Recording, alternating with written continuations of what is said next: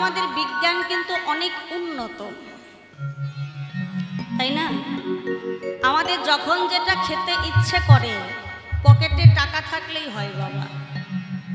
প্রত্যেকটা সিজনে আগে ছিল কি সিজন ওয়াইজ আমরা ফল খেতাম, সিজন অনুযায়ী আমরা সবজি পেতাম, সিজন অনুযায়ী শাক পেতাম, কিন্তু এখন আর ওইসবের বেলায় নেই। যে কোনো সিজনে আমরা যে কোনো রকমের ফল সবজি আমরা কিন্তু খেয়ে থাকি। কিন্তু লক্ষ্য করো মা, তুমি যদি চাও আজকের দিনে একদিনে 6 ঋতুর ফুল তুমি জোগাড় করতে পারবে? গ্রীষ্ম, বর্ষা, শরৎ, হেমন্ত, শীত এবং বসন্ত, এই যে 6টা ঋতু, এই 6টা ঋতুর ফুল একদিনে তুমি জোগাড় করতে পারবে না।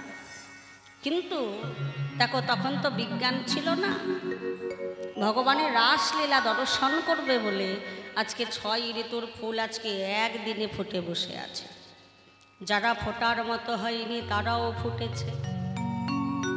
মৃদুমন্দ বাতাস বইছে, পূর্ণচন্দ্রের উদয় হয়েছে।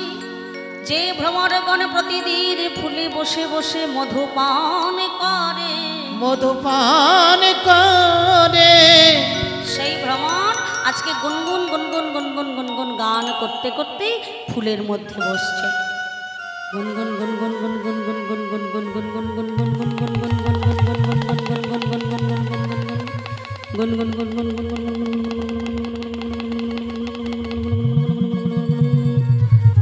বসেছে। ফুল ও ফুল, আজকের নিশীতে তোমরা যখন ফুটেছ তখন যেন ঝরে পড়ো না।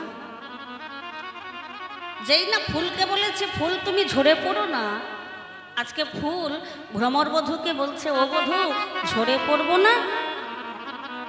বলছে শোনো শোনো, তোমরা তো ফুটেছ, তাহলে তোমরা যখন আজকে সবাই ফুটে বসে আছো তখন তোমরা আগে থেকে ঝরে পড়বে কেন?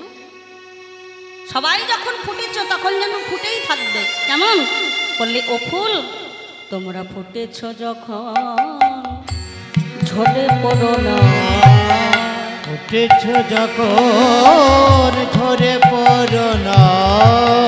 তোমরা ফুটেছ ঝরে পড়ো না। এই যে ও বধূ, ঝরে তো একদিন সবাইকে পড়তে হবে। আমাদের সময় হলেই তো আমরা ঝরে পড়ে যাব। বলছে না না, তোমরা প্রতিদিন ঝরে পড়ো, কিন্তু আজকে ঝরে পড়ো না। বলি ঝরে পড়বো না, বলছে পড়বে না তা নয়, পড়বে, তবে তার একটা সময় আছে। কোন সময় না? আগে থেকে যদি তোমরা ঝরে পড়ে যাও তাহলে তোমরা তো গোবিন্দ চরণ পাবে না। তাই শোনো, তোমরা ঝরে পড়বে কখন জানো? আমাদের রাধা মাধবী যখন নৃত্য করিতে করিতে যাবে, যে ফুল গাছে ধরে থাকে মা, সেই ফুল তুলে নিয়ে এসে আমরা গোবিন্দ চরণে দেই, দেবদেবীদের চরণে দিই।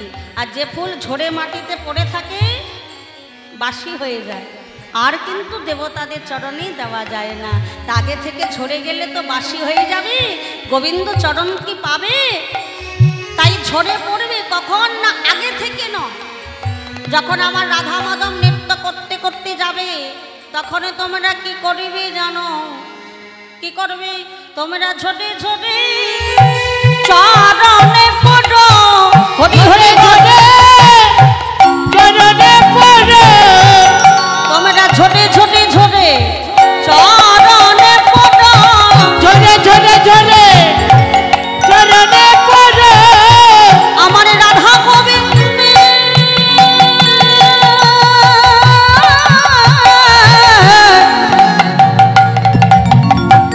চরণে পাবে, তাই তোমরা ঝরে ঝরে ঝরে চরণে পড়ো। আমার রাধা গোবিন্দ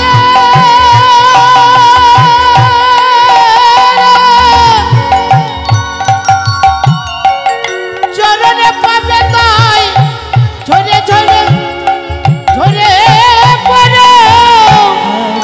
রাতি ওই ছান ভাতি, গোবিন্দ লক্ষ্য করছে। রাতি ওই ছন ভাতি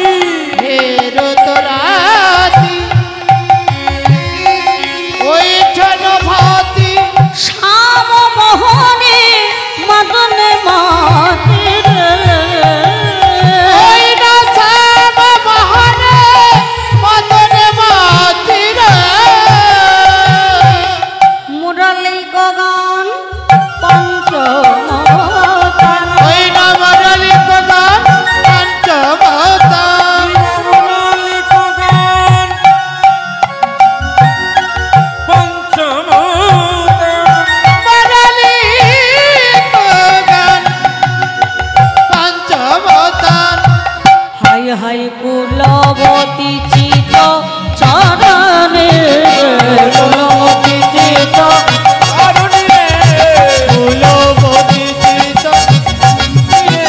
ওই কুলবতী চিত চরণে কুলবতী চিত চুরি করিল কুলবতী চিত করিল কুলবতী কিবা চুরি করিল কুলবতী কিবা চুরি করিল কুলবতী কিবা চুরি করিল হরে আহারে আহারে আহারে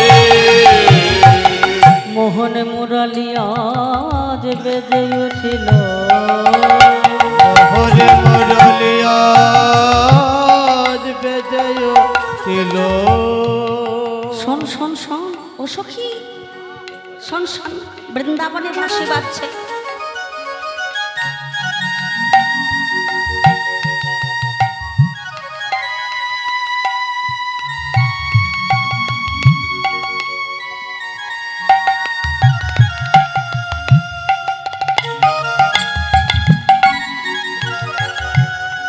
মোহন মুরলী বেজে উঠিল ওই দেখো মোহন মুরলি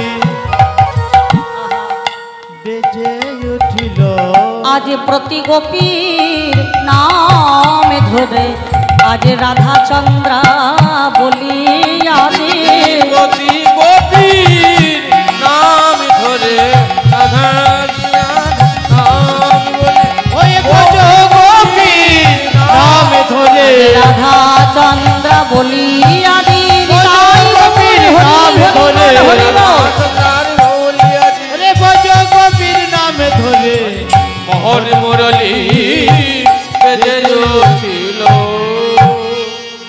ভগবান শ্রীকৃষ্ণচন্দ্র যেই না ত্রিভঙ্গ বঙ্কিমঠামে দাঁড়াই মধুর মুরলীর ধ্বনি করলেন সেই মুরলীর ধ্বনি ব্রজগোপীদের কটনকহরে গিয়ে প্রবেশ হল শুনত গোপী প্রেমহী রূপী মনহি মনহি আপন সপি যাহি বলত তাহি চলত মুরলী কলনে